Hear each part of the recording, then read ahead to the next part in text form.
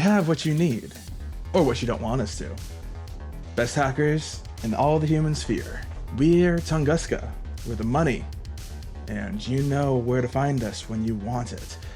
Hi everyone, this is Jonathan. It's been a minute, and I'm here to go over the Tunguska Jurisdictional Command for Infinity and 4. I'm going to be going over just the general overview, as we've done in the past, going over the profiles, going over which ones are good, and all that good stuff. Hope you guys are ready. I know this one has been a long time coming, and well, we finally have some images that we can use for some of the more anticipated units that are going to be coming in the future. So without further ado, let's get started. We are going to start off with the basic line infantry of the Securitate. Securitate are pretty basic, but they have a few standout stats to them. Sure, they're BS12, so we're already seeing a pretty good stat line when it comes to basic line troops. Phys 10, CC 13, 1 armor, no BTS, and a 4 force move skill, while also having Whip 14, which actually makes them very good as specialists. Now, they do not have the same access to specialists that most line troopers have, insofar as they lack a forward observer, but a hacker is really good with a Whip 14 platform. They also come with a multi-sniper, heavy machine gun, and a Feuerbach as their special weapons, and bog standard paramedic, as well as being able to be your lieutenant option. Securitate are actually really good for your sort of backbone to a Tunguska list, building around them as your main defensive core, especially with the access to these defensive weapons in the multi-sniper and Feuerbach, though the heavy machine gun is always a good piece to bring if you want a little bit extra firepower in the active turn. Another cool profile with Securitate are the repeater profiles, giving you access to a fire team that can later on, after being defensive, move forward in the later turns and provide you a better hacking network for your hackers, which Tunguska has quite a good amount of. Another thing to mention about Securitate is that they are all veteran, so it makes bringing the obvious lieutenant, which we'll probably go over later, a less punishing thing because veteran will keep you having some regular orders in your pool. Going forward, let's talk about the Grenzer. Now, the Grenzer's pretty hype. The second N4 came out and we started seeing profiles. He was kind of an eye popper. To go over his basic stats, he's a medium infantry with move 4-4, CC 16, BS 13, Phys 11, Whip 13, 3 armor, 6 BTS, and 1 wound. He has the MSV level 1, courage, and shock immunity. But the big profile that everyone looked at the second we all saw it was his marksmanship profile with the multi-sniper for 35 points and 1.5 SWC. This is probably one of the best defensive sniper shooters currently in the game. It can basically hit the board in a core team on 19s, barring mimetism -6, which is not nearly as prevalent as it probably should be. Ignoring cover and ignoring one level of mimetism is just really good. The ability to look through smoke sure at a -6 is really, really good. Combine that with the fact of the other profiles that the Grenzer has access to. The Red Fury is a very good assault platform. The regular multi-sniper, if you want to save a couple of points, is still good on its face. The missile launcher, incredibly good. You have access to forward observers with NCO and sensor, a lieutenant with Discover +3 and a biometric visor, or a basic profile of the same, packing combi rifles and a light flamethrower +1 burst. Grenzers are a really good multi-tool. I very much enjoy them on the tabletop, as they can fill any role that you need for them, thanks to the fact that they're a wild card. I always slot in at least one when I'm playing Tunguska.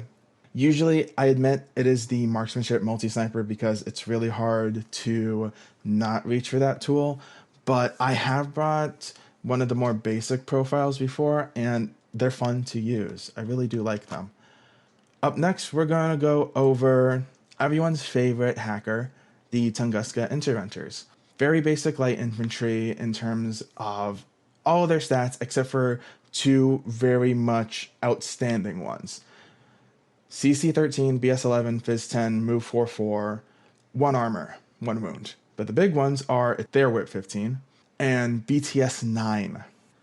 It shows you exactly what they want to do, especially when you look at their profiles, insofar as they all have a hacking device of some kind. Namely, it's a hacking device plus. Though, we do also have the access to the killer hacker with Trinity -3. Really, really interesting profile when you add into the fact that they can join fire teams of Securitate.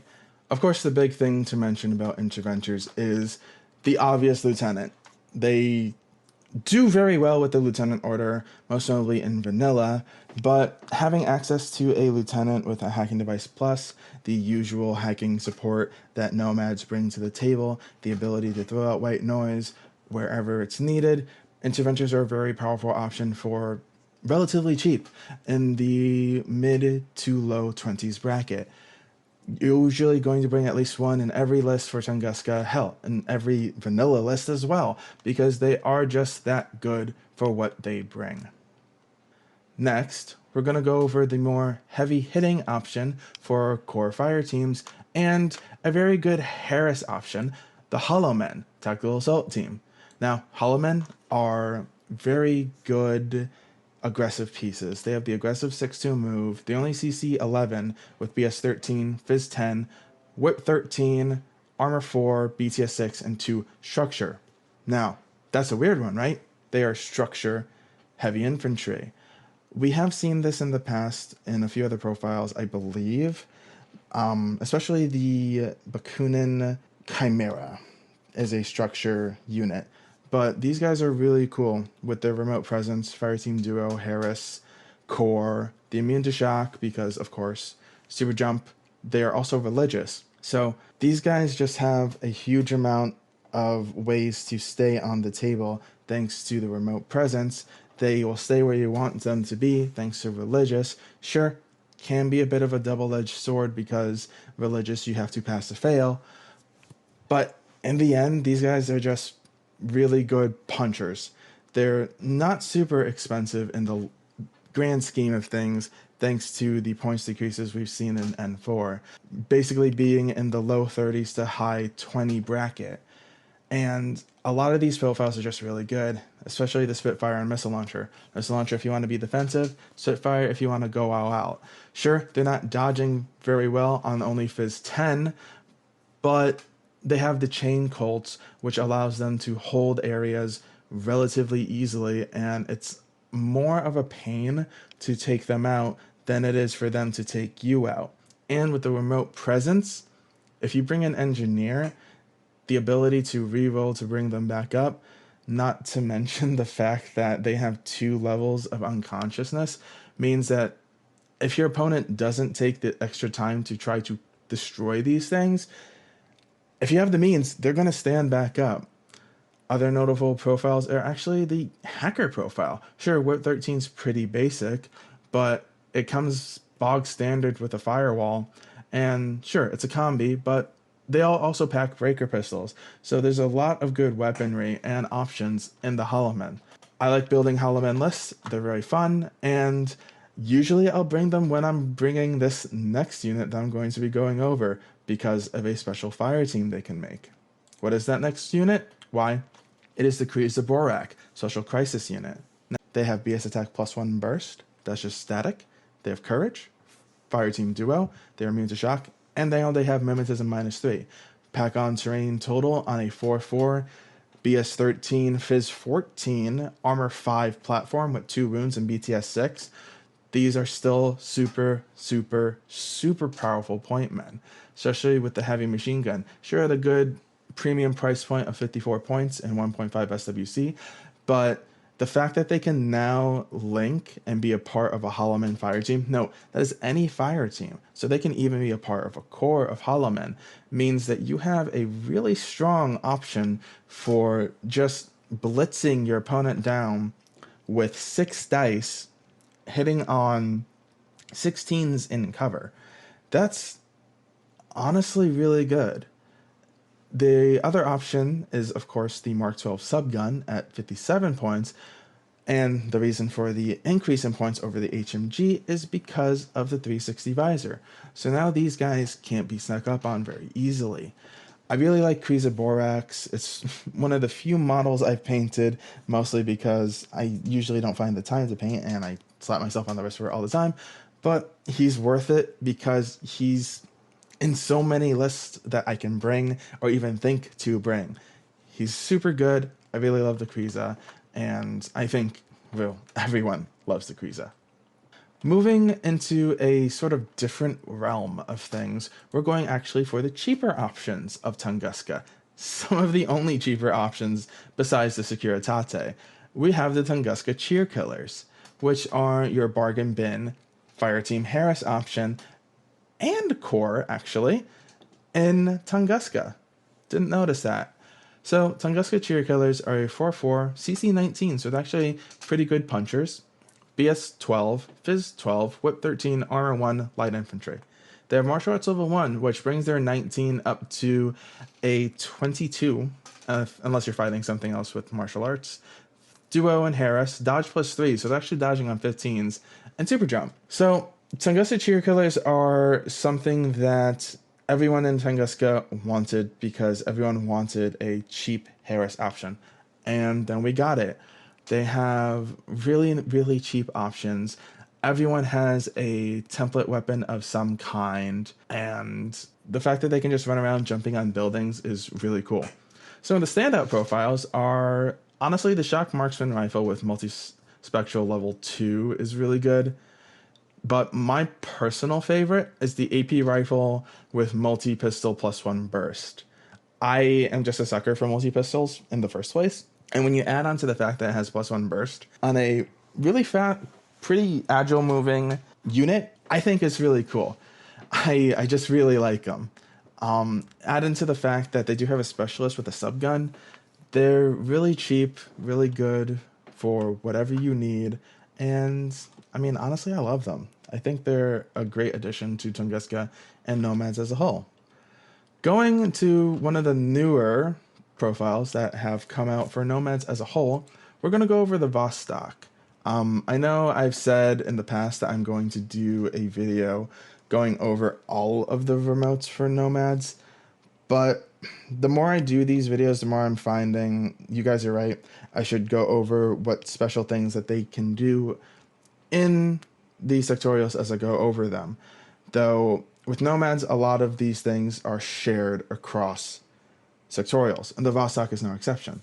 He's a 6/4, CC 14, BS 12, Phys 10, Whip 13, Armor 3, BTS 6, 2 structure remote. He's got a repeater, which every single Nomad sectorial loves. He's remote presence courage. He's immune to AP, which comes up more often than not thanks to the vast increase of AP in the game.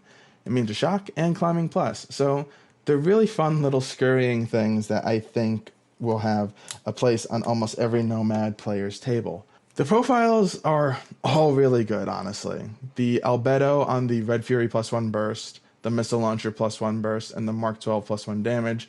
It's just interesting and really good to, say, get around the MSV pieces that you know are going to be posted up somewhere and watching lanes. The FTO version, which is a wild card, has Mimetism -6 instead, giving access to some more aggressive Mimetism -6 in all of the sectorials. I think he's a great piece.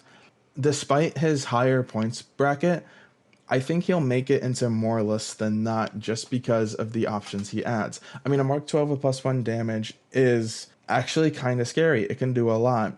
A Missile Launcher with +1 burst is also actually really scary, especially with the fact that he has Albedo and a heavy pistol, allowing him to do a lot more than just be, oh, I'm going to shoot a missile at it.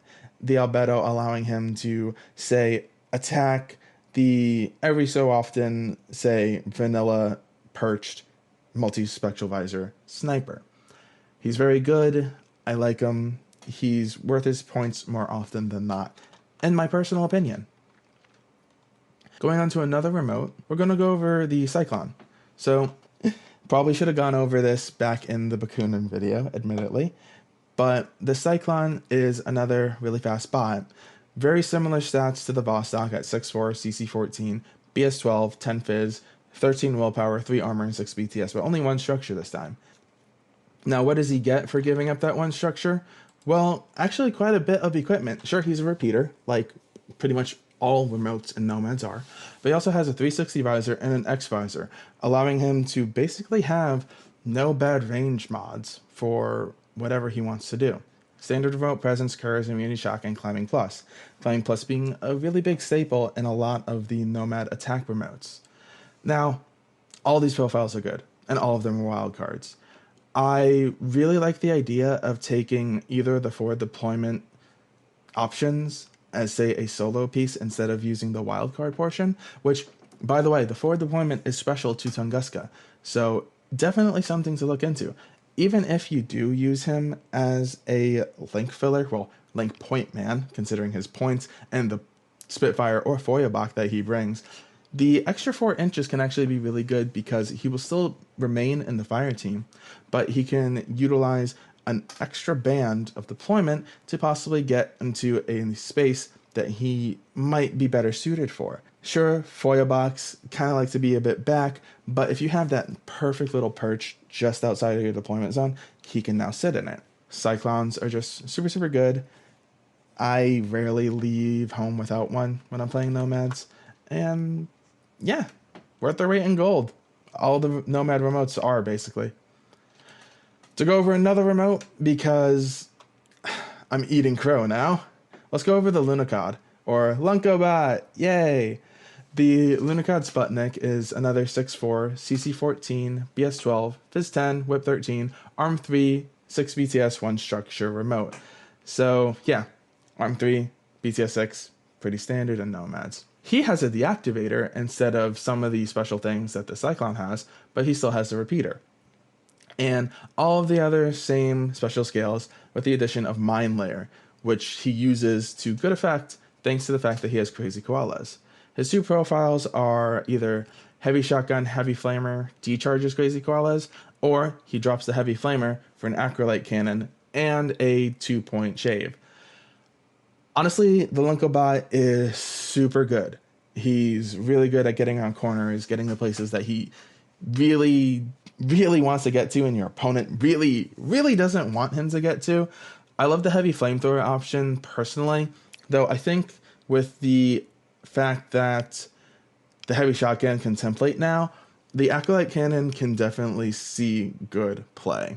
Both of them are good, and you might be asking yourself, hey, why are you going over the bots now? Well, that's mostly because they all have repeaters, and Tunguska is nothing without some really good hackers. We already went over the Interventor, who's one of the better hackers in the game, so having access to all these repeaters that can be aggressive and go out on their own, and then go from a really stagnant sort of repeater network that Tunguska suffers from to suddenly having a super open one thanks to pushing the repeaters out there can be really good.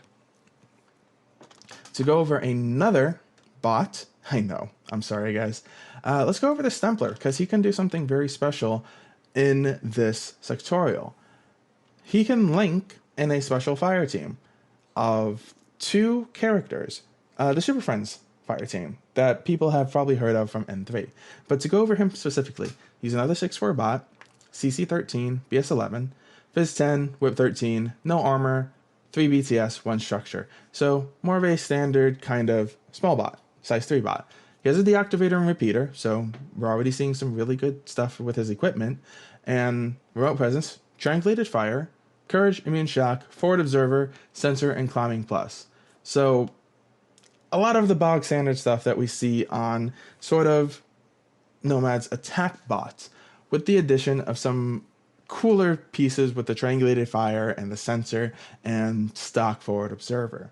His profiles though, he's only armed with a basic combi and a flash pulse, but for the FTO version, he picks up super jump and only goes up 1 point from 16 to 17. So he's a really cool, really cheap specialist that can either cheapen your Hollow Man fire teams, or, as we'll go over, he can form the Super Friends team with Perseus and Raoul Spectre.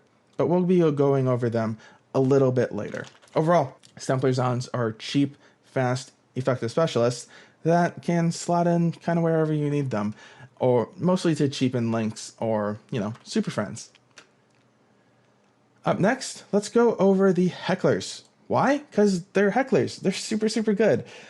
They are move 4/4, CC 13, BS 12, Fizz 11, Whip 13, 1 armor, 3 PTS, 1 wound, little forward deployment dudes with 1 use camo. They got surprise attack, forward deployment +4, mimetism -3, and stealth. So hecklers, I've been finding the more I play with them, they are a multi-tool. You bring them for a specific job and you think about it, you have to think so much about this game already, but hecklers are one of those pieces that you're just like, all right, there's so much I can do with these guys. How am I going to capitalize on it? The combi rifle jammer with Fast Panda is an obvious standout. The ability to put out a Fast Panda already pretty quickly into the midfield, considering they start at the 4-inch mark, they can go 4 inches more, and then they can put the Fast Panda out 8 inches. You're having repeaters out there really quickly, and there's not much your opponent can do to stop you. The boarding shotgun Emarat is also actually really good. He's going to be camouflaged for one time, but sometimes that's all he's going to really need. The boarding shotgun's really good against armored targets. The Emarat is really good against heavy targets or things without very much BTS. So he's a heckler. He's there to poke at your enemy and then just be, hey, cool, I see you there. I'm going to play a joke on you and just lay down this Emarat and laugh. Laugh and laugh.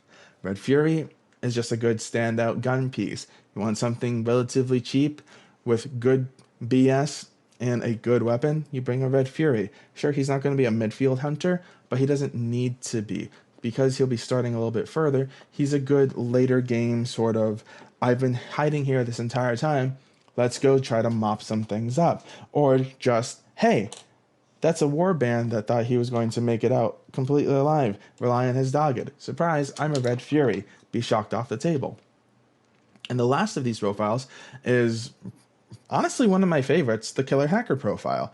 For 22 points, he gets a combi rifle, cyber mines, and an assault pistol. So he has a high burst weapon for close ranges. He has cyber mines for disrupting the remotes and heavy infantry, and he has a killer hacker to, just poke at the other hackers with Whip 13. So I really love the profile. Specialist for 22 points, starting further than your deployment zone, which is really good for Tunguska. You can't go wrong with any of the profiles. I think they're all really good. And AVA 3, I could see myself bringing all 3 if I felt I really need it. They're worth their points. I love them. Up next, we're going to go over the heckler's big brother, the Spectre. Now, the Spectre is pretty expensive for what he brings.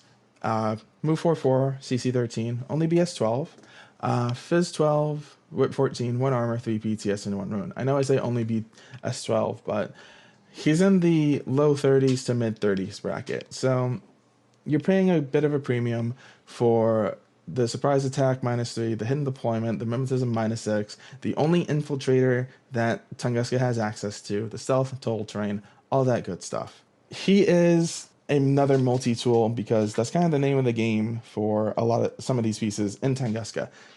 They're going to try to do as many different things as they can. The standouts are definitely going to be the hackers and the forward observer because, again, they're the only infiltrators Tunguska has, and they can be specialists. Sure, 32 points, pretty expensive, and an already expensive sectorial. But if you really want that midfield presence off of Jump Street, they're your only option. But another cool option is definitely the EM mines with deployable repeater. That's just opening up your repeater network that much faster, which is almost invaluable in Tunguska because, again, of the high-value hackers. Spectres are good for what they do, and they'll surprise people more often than not, honestly. Up next, let's go over the only Nomad bike and one of my favorite units for Nomads, the Nautica. 8.4, pretty standard bike, a little bit on the slow side now. CC 15, BS 12, Fizz 12, Wart 13, 3 armor, and 3 BTS with 1 wound. Now, they have a special motorcycle and the AI motorcycle. Chain rifle, smoke grenade launcher, courage, movementism -3, and impetuous. They're regular impetuous, which is really good. So what is an AI motorcycle? An AI motorcycle is basically just a motorcycle until you get off of it. Then you get a Zonmate who keeps the 8.4 movement and the chain rifle and the smoke grenade launcher. So you get a synchronized peripheral that can go off with the Zon and really pose some difficult questions to your opponent. The standout is obvious in the 30.1.5 Spitfire. It's really good, especially on a mimetism -3 platform, so it's hard to pass up. I also like the hacker because hackers are just great for Nomads, and more often than not, you're going to bring as many hackers as you can fit without going too overboard. And I just really like the Nautica, okay? Sure, I wish they could get cover, but I mean, I like stacking modifiers and being silly and doing dumb things like that. But it's hard to pass up this really crazy little attack piece that can just get all these weird vectors thanks to the fact that it's super fast. Once it gets off the bike, it all of a sudden has another little attack dude that is attached to it. So when you suddenly are flanking your opponent with both, if you can manage it, then your opponent really has to choose. Do I shoot back? Do I dodge against the chain rifle? And it just poses a lot of interesting questions to your opponent. And that's one of my favorite ways to play. I love posing questions. So obviously, I really like the Nautica. Up next is the Puppet Tactica. Puppet Tactica, what can I say that hasn't already been said by people who are probably smarter than me on the forums? The Puppet Tactica are a really intriguing option. Let's go over the Puppet Master first, because you have to bring one before you start bringing out the puppets. He's 4.4, CC 13, BS 11, 10 Fizz, 14 willpower, a single armor, 3 BTS, and 1 wound. And he comes packing counterintelligence, so protecting your order pool can be pretty invaluable in Tunguska. It can be invaluable in Nomads, so I think he's a great pick regardless. Subgun, Mine Layer, Shock Mines, or Hacker. Those are your 3 options. More often than not, you're going to see the base 12-point subgun option, because the rest of the points and the rest of the focus is going to be on the puppets. They have aggressive moves of 6.4, their BS attack +1 burst with BS 12, Fizz 10, which doesn't really matter because they dodge +3, so they're really dodging on 13s, with 14, which is really useful considering the fact that they have a forward observer with a flash pulse, arm 1, BTS 3, and 1 structure, but that is a bit of a misnomer because they also have transmutation structure, which allows them to go into another battle ravaged state. So they basically have 2 structure. That's great. They're actually really tough, and they keep the dodge +3. Sure, they lose the BS attack +1 burst, but that's fine. The way peripheral control works, and the way peripheral works basically for everybody, is the fact that this unit, basically, because you can play them as a unit, can just pump out all of a sudden the Red Fury can get 5 dice plus the 3 from the subgun, so 8 dice because of how things work. This is from what I've read, so please correct me in the comments if I'm wrong for this interpretation. That's still really good. Sure, it risks the Puppet Master, but whatever you point him at is probably going to die. And even still, even if you do not use them in that way, a 5 burst Red Fury is nothing to sneeze at. It's honestly really good. At bargain bin 16 points. The forward observer, like I said before, really good. Really cheap, just specialists that can get up the board really fast. And then the AP marksman rifle with BS attack shock is also really good. I like all 3 puppets. I think they will do wonders for whatever list you decide to invest and bring them all in. Worth their weight in gold, worth their weight in any way that you can bring them. They're great. I really, really like them. Up next, let's go over the tag, the Salamandra. probably one of the, if not the best tag Nomads has access to, with 6'4", CC 17, BS 14, Fizz 17, Whip 13, 8 armor, BTS 9, and 3 structure. She's chonky. ECM -6 for guided, BS attack +1 damage, all the standard stuff for a tag. So the cool thing about the Salamandra is basically her weapon, which is the hyper rapid magnetic cannon. She also has a heavy flamethrower, but it's a heavy flamethrower. Most tags are going to be packing some sort of big template weapon to deter the warbands from getting in. But Salamandra is really a design decision for Tunguska. If you're bringing the Salamandra, you're kind of building a list around her, but also bringing the pieces needed to say, hey, if Sally goes down, we're still good to go. That's kind of how Tunguska works as a whole. And the Hyper Rapid Magnetic Cannon is probably one of my favorite guns in the game. Just having a stat 5 burst without any need to boost is awesome. Put it on the BS14 platform, awesome. Give it +1 damage, awesome. Give it tactical awareness, awesome. I like Salamandra because she's got a big gun and she can delete things that she's good at deleting. Please don't put her against anything like mimetism because it will make her sad. But I like her a lot. I think she's great. Now that we've gone over all of the basic profiles that definitely are standouts for Tunguska, let's start going over the characters. And we'll start with, let's be honest, the titular character, Mary Problems, tactical Uber hacker. She's probably going to be in every single list. Maybe. I can definitely see lists not bringing her, but she's really good. She's an incredibly good hacker. She's 4'4", CC 14, BS 11, Fizz 10, Whip 14, Arm 1, BTS 6 with 1 wound. I will state this. I recently, I think the FAQ, said that I brought her as my Uber hacker for Mind Wipe, but she can't be an Uber hacker despite being called an Uber hacker. Yeah, I didn't read the rules correctly. Sorry, guys. But on that note, her hacking devices. She has a base one with Oblivion +1 burst, and a killer one with Trinity AP, making her effective basically against any targets that a hacker wants to fight.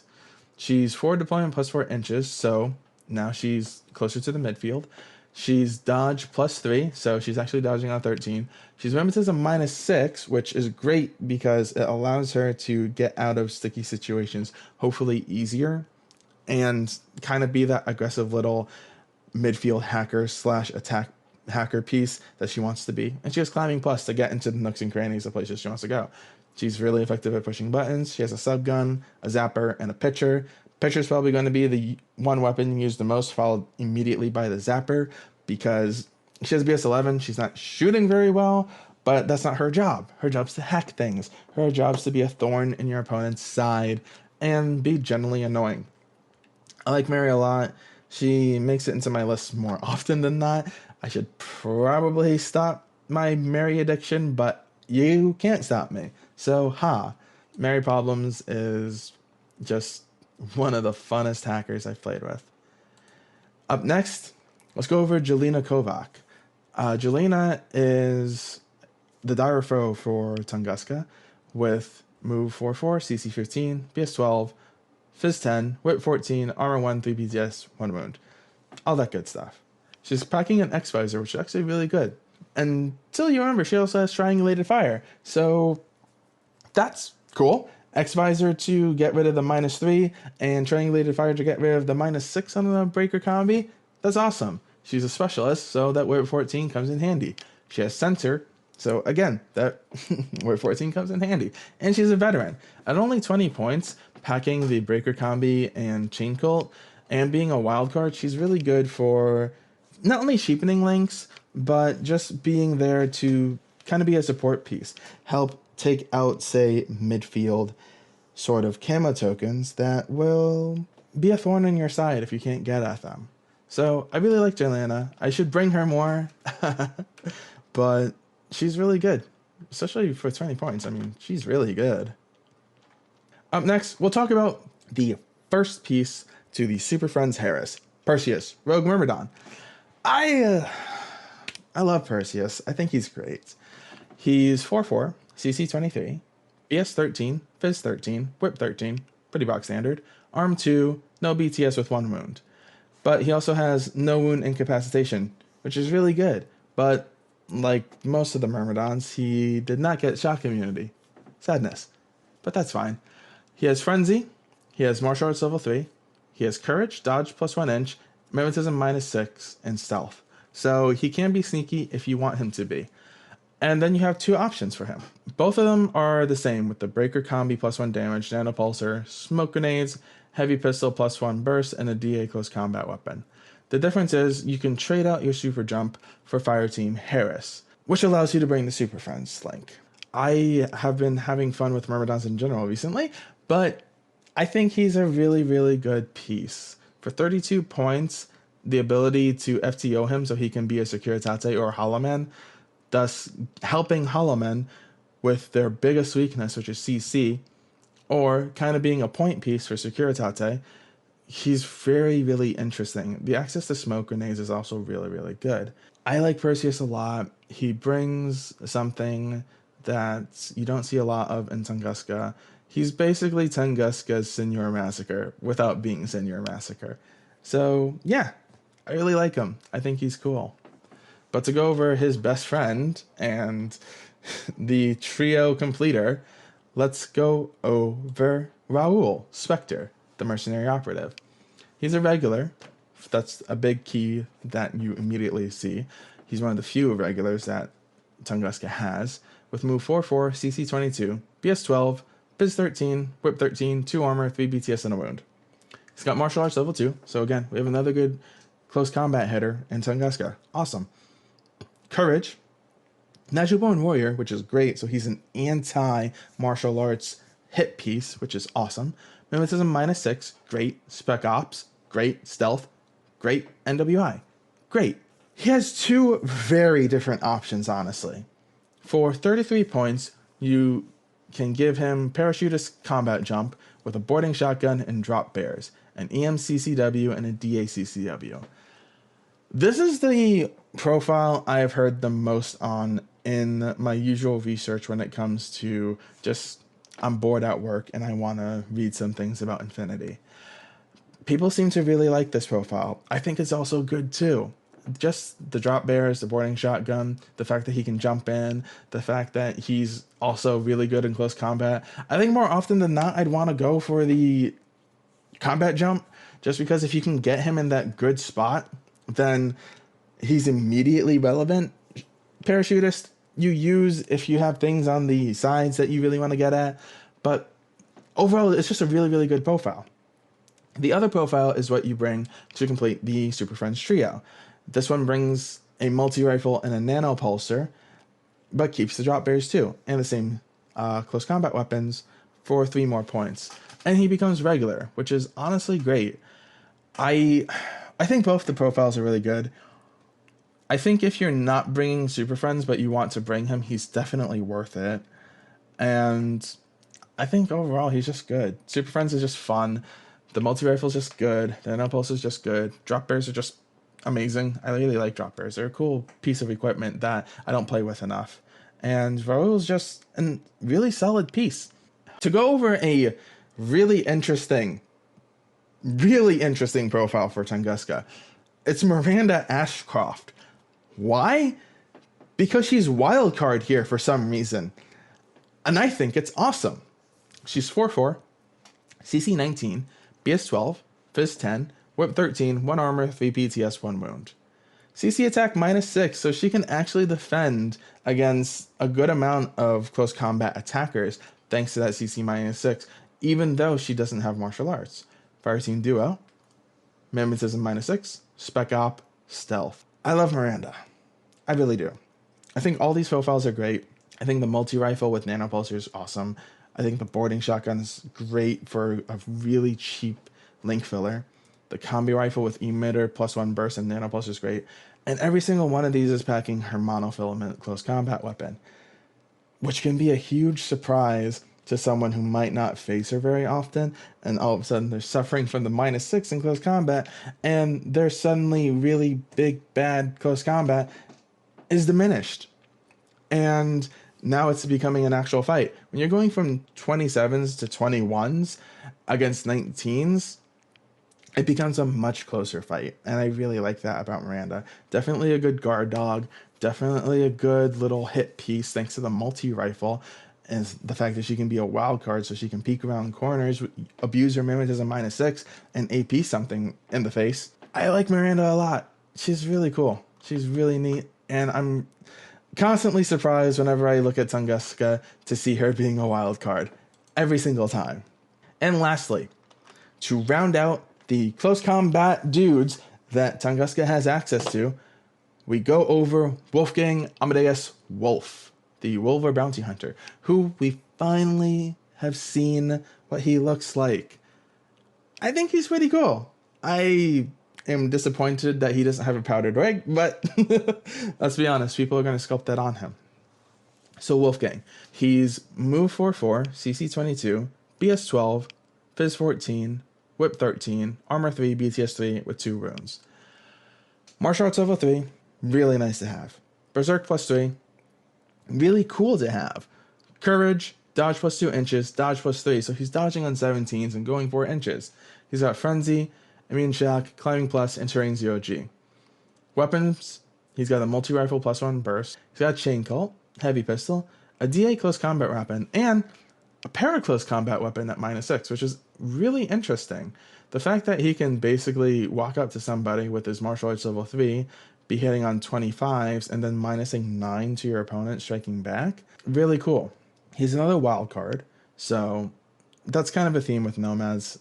A lot of wild cards and wild card access. And he fills out the whole we're weak in CC thing that Tunguska has. He helps strengthen them up. Wildcard again, so to help with Hollow Men, give your Security an interesting point man, give your Cheer Killers an interesting point man.